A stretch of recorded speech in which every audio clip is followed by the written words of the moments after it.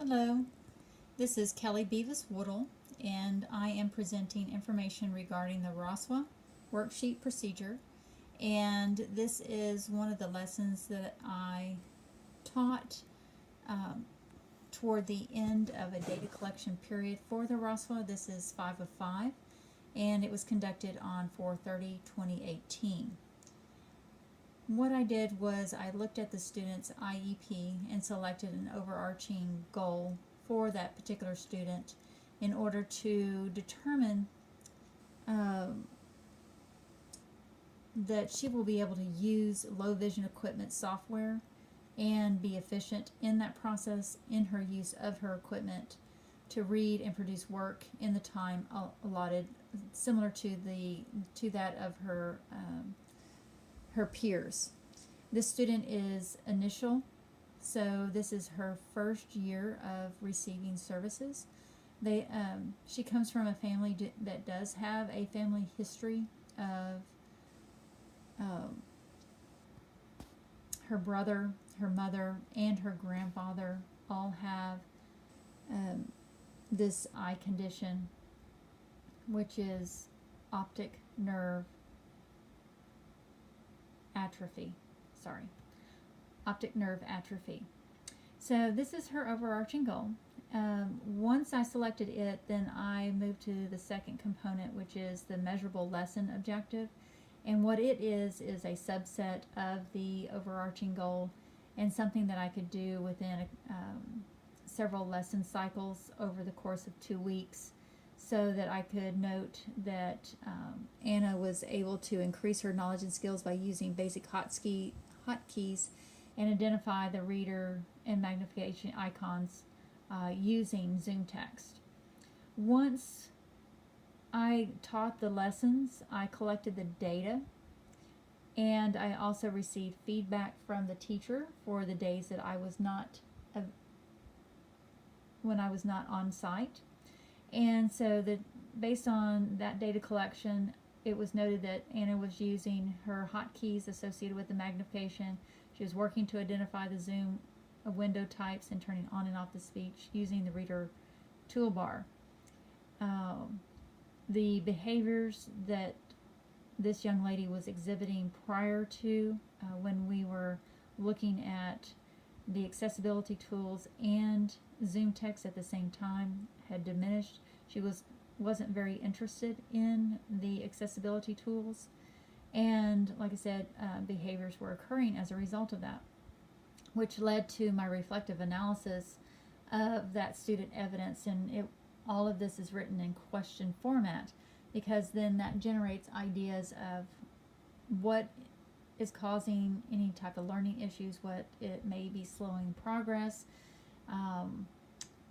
what are the overall needs of the student as a result of the data that I've collected. So some of the questions that I wrote and that were my ideas are, what is the best time in a student's education to present maybe some of the more difficult tools, such as the accessibility tool using Chromebook or PC. Since she's in kindergarten, maybe the Zoom text is a better tool. The other thing is the family uses this at home, so maybe the familiarity is what makes her want to use it more, and her feeling of success as she uses it. Also, I noted, how does the family use Zoom text at home? That's a question that I had not asked the parent as yet, and that's something I needed to find out in order to facilitate the process between school and home. And then also looking at the parents' perspective on what they wanted the student to do, what were their expectations, and so on. So based on those questions, then that led me to some other components, but then I looked at some resources as well. Again, the parents, the Zoom text user's guide. I reflected again back on the IEP accommodations, and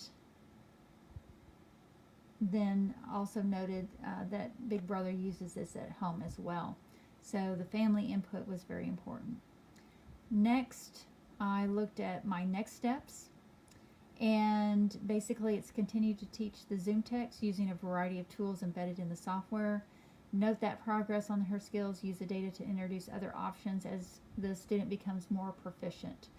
I dropped the Chromebook and the PC accessibility tools for this time period because of the behaviors that we were seeing, and I thought this would be a better opportunity for her to start building on some success. And then also in kindergarten, they really just don't use the computer too much, other than to take tests online to mark their progress, and then also for some educational applications that are embedded into the computer. In this case, the Zoom text works perfectly. Again, it helped generate a lot of good ideas using this process, and it allowed me to really reflect on